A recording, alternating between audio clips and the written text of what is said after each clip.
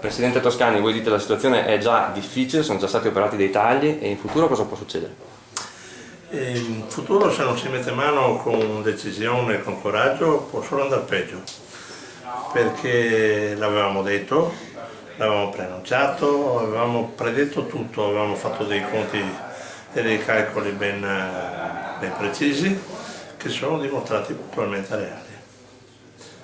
Vale a dire che se non riusciamo ad avere la cifra che noi indicavamo in 30 milioni di euro almeno, che vuol dire quello che ci spetta, non di più, non è che chiediamo perché ci rendiamo anche conto delle difficoltà del momento, ma se non riusciamo ad avere se le nostre aziende non riescono ad avere quelle risorse sono in gravissime difficoltà e si vedranno costrette, se non entro la fine di quest'anno, ma sicuramente nei primi mesi del prossimo anno, a delle decisioni estremamente drastiche.